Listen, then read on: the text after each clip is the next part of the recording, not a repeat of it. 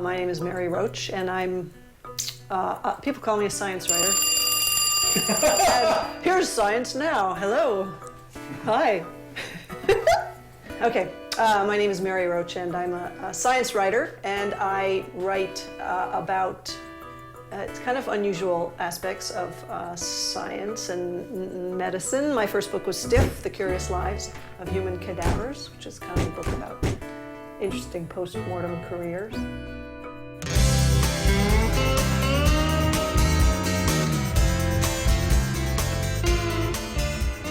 One of the things that came up over and over in Packing for Mars was just any machine or piece of equipment that works here on Earth in Earth gravity doesn't work in zero gravity, has to be rethought, retinkered, completely redesigned, and that includes the toilet. The Gemini and Apollo era, I had no idea. NASA didn't talk about this a whole lot. It was really sort of the mythical, heroic, larger-than-life astronaut in his big puffy suit. And it was very, the nitty-gritty of what that was like was kind of left out. And it was amazing. You look back through the mission transcripts about what was really going on, and a plastic bag with an adhesive ring.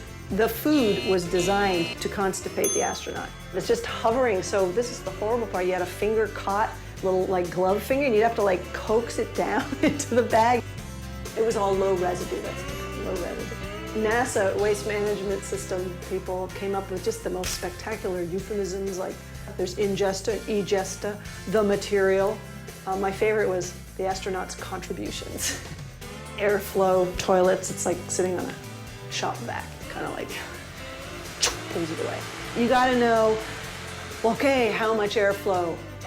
Is this really gonna work? You gotta put it on the Vomit Comet, which is this plane that does this parabolic flight path, and as it goes over and down, you have 22 seconds or so.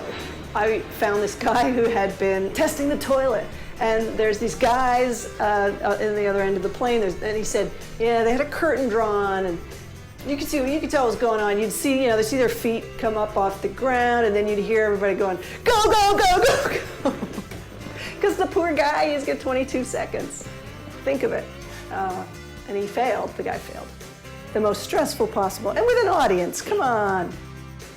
There's nothing like a manned space mission to a place that no one has ever been. I think that it would be kind of awesome. I absolutely understand when somebody says we have so many problems and we have so much debt in this country, how can you possibly talk about spending billions of dollars on a manned Mars mission when you can use robotics and you can do the science over time, get the same answers maybe a little more slowly. And I absolutely understand that perspective, and I sympathize with that, but my feeling is that if you take the money away from space exploration, if you can guarantee me it's going to be spent on education, or it's going to be spent on a cure for cancer, it's going to be spent on something kind of noble and worthwhile, I would say absolutely spend it there, but it never is. It's just squandered on something.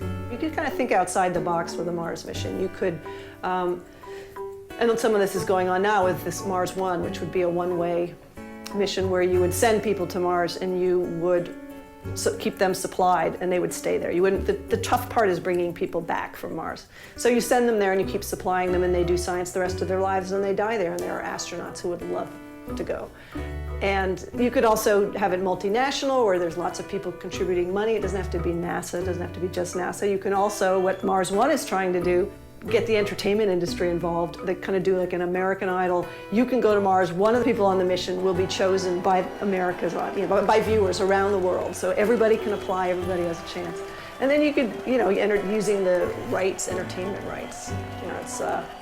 You send a geologist with a lot of knowledge and intuition. They can kind of just at a glance say, I know what was going on here, and save you, decades worth of sending rovers. But it's really about the excitement and inspiration and kind of getting people jazzed about science. I think of myself more as kind of a gateway drug to science for people who don't think science is interesting or don't think they're interested in it. I kind of try to make it fun.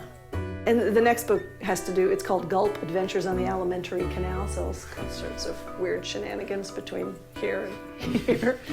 Honestly, I don't know what's next. I've kind of used up the human body, and but Packing for Mars was the human body in unusual circumstances, so I may go off on some other unusual circumstances, and I'm not sure where I'm going.